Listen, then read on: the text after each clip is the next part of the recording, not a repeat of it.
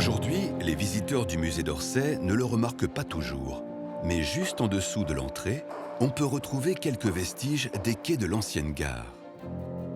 Là, nous sommes dans le niveau bas, qui correspond donc à l'endroit où arrivaient les trains. Nous pouvons restituer à l'œil les quais, et nous les restituons grâce aux piles qui sont encore là, puisqu'elles portent tout de même l'ensemble de la structure. Ce sont plus de 200 piliers en fonte qui sont répartis en sous-sol au niveau des quais. Ils soutiennent le plancher du rez-de-chaussée de la gare et surtout toute l'armature métallique du monument. C'est toute la structure métallique qui est immense. On sait que les piliers, que certains points, en tout cas structurels, peuvent recevoir jusqu'à 600 tonnes de charge. Mais quels sont les secrets de cette ossature métallique colossale si bien cachée dans la pierre? L'architecte de la gare a bien composé une étonnante superstructure dont les techniques de construction ne sont pas sans rappeler celles de la Tour Eiffel.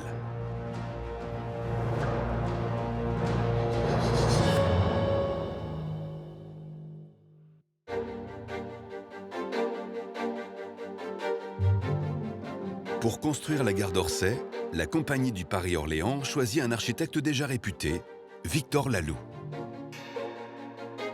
Victor Laloux, c'est quelqu'un qui était déjà connu parce qu'au moment où il s'intéresse en fait au concours de la gare d'Orsay, il travaillait à celui de la gare de Tours.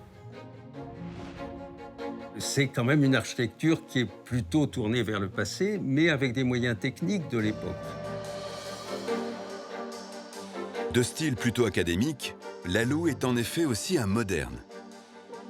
Et c'est un grand connaisseur de la construction métallique dont c'est alors l'âge d'or. En 1900, on est déjà dans une idée qu'une structure métallique en 3 dimensions, eh bien, elle permet de tout faire. Elle permet de faire les premiers gratte-ciel qui montent à Chicago, à New York. Pour sa gare d'Orsay, Victor Laloux prévoit d'utiliser toutes les possibilités du métal, et notamment sa solidité. D'autant plus que la gare est à seulement 42 mètres de la Seine. Les fondations étaient difficiles à faire parce que le terrain était très marécageux. Pour construire la gare sur des fondations solides, il faut commencer par raser les ruines du palais d'Orsay. Cette première partie du chantier commence en avril 1898, en même temps que le tunnel. Sur les 30 000 mètres cubes de pierre de l'ancien palais, 10 000 sont réutilisés pour édifier des massifs de maçonnerie, à 5 mètres sous le niveau du rez-de-chaussée, à hauteur des futurs quais. Dans ces massifs sont ancrés plus de 200 piliers métalliques, qui eux-mêmes soutiennent 41 rangées de poutres transversales. Ce réseau de poutres métalliques forme un plancher puissant sur lequel pourra s'appuyer toute l'armature de la gare. On a un système de plancher métallique qui permet de porter plus large, qui permet de limiter les points d'appui, c'est ça qui est intéressant. On a donc construit une structure immense, entièrement en métal, avec des arrondis, vous voyez, pour réaliser le plafond.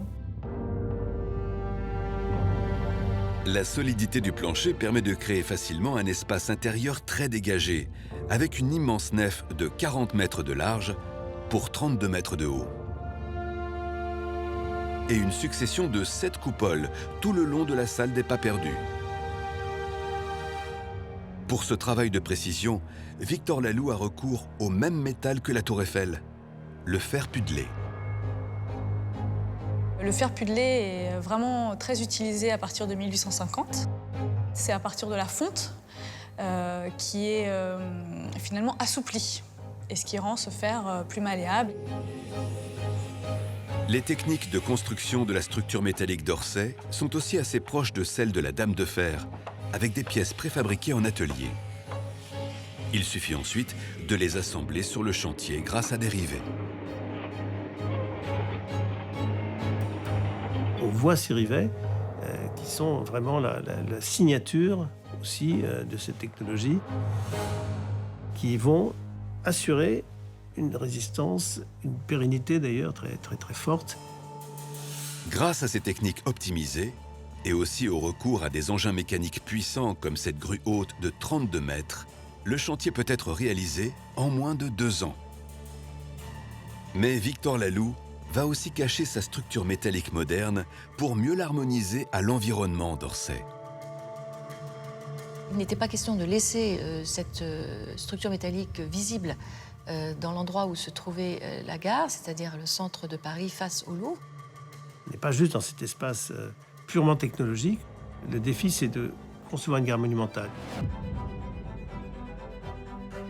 Sur 3 des 4 côtés du monument, Laloux conçoit ainsi de larges façades dans la plus pure tradition française, composées de 8000 m3 de pierre de taille sculptée. Mais ces façades ne sont qu'un imposant décor, créé avec les mêmes techniques que les gratte-ciels américains. Il y a des gratte-ciels de 200 mètres de haut déjà, à New York par exemple, avec des structures entièrement métalliques, mais qui sont habillées. Les façades d'Orsay ne sont en réalité que de simples parois de pierre, de 2 mètres d'épaisseur. Elles sont juste posées sur la structure métallique en bas et sur le côté, et retenues par des ancres, des barres métalliques encastrées dans la pierre. La gare donc, est simplement habillée en pierre. On a donc construit un mur, disons, pour fermer finalement l'architecture métallique. C'est au-dessus de la nef, dans les combles du monument, que l'on s'aperçoit du rôle porteur de cette armature métallique. C'est ce qu'on appelle la seconde peau d'Orsay, un réseau très ordonnancé de poutres métalliques sur toute la longueur de la nef. C'est une forêt de métal qui permet la stabilité de l'ouvrage et la stabilité de la voûte surtout. La double peau permet aussi d'accéder à la voûte grâce à ces ouvertures découpées dans la verrière. Harnachés à 20 mètres de haut, les cordistes restaurent ici une partie des 1600 caissons en staff de la nef. Des caissons ornés de rosaces, encastrés dans la structure métallique et que Victor Laloux a dessinés pour donner à sa gare une allure antique.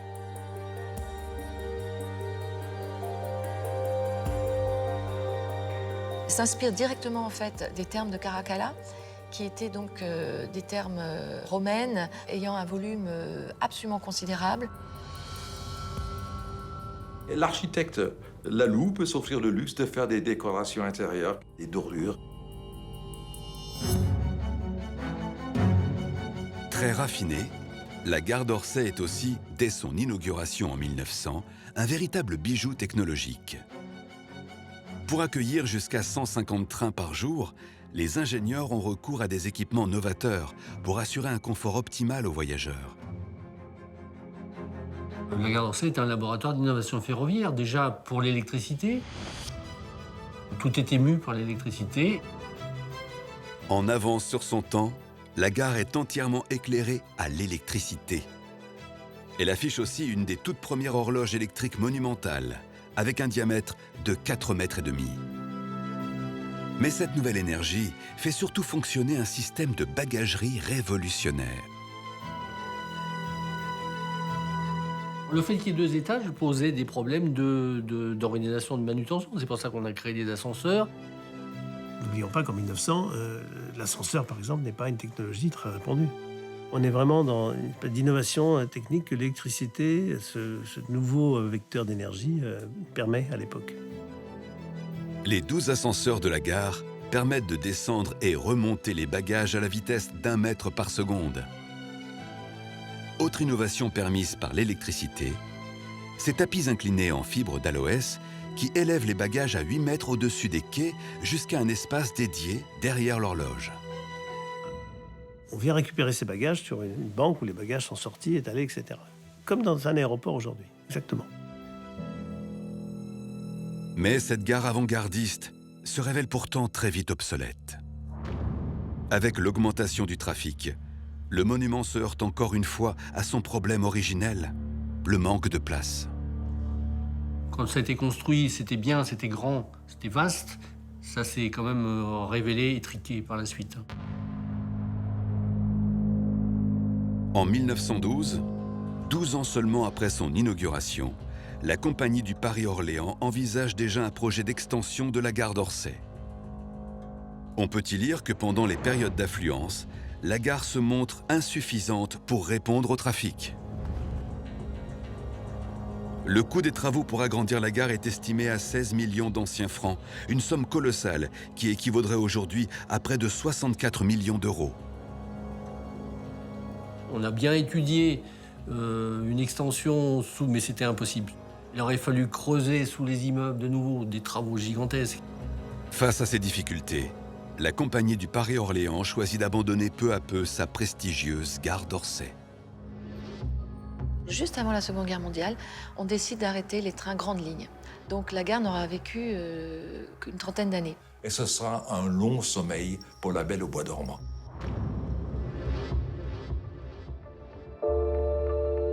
Même si certains trains de banlieue continuent de circuler, la gare d'Orsay tombe dans l'oubli et la somptueuse nef se détériore peu à peu.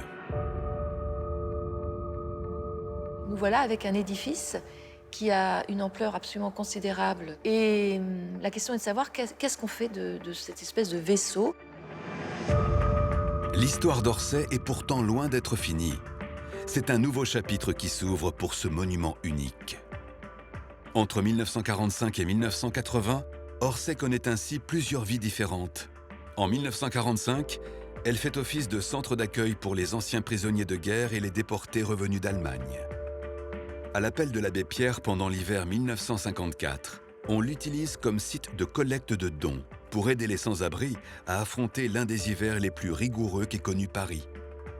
Dans les années 70, c'est alors un chapiteau qui est installé au fond de la nef avec des spectacles de théâtre de la compagnie Renaud-Barrault. Plusieurs choses s'y passent. Ça devient un parking. Donc il y a des photos absolument étonnantes où l'on voit des voitures, tout simplement, à la place des voyageurs.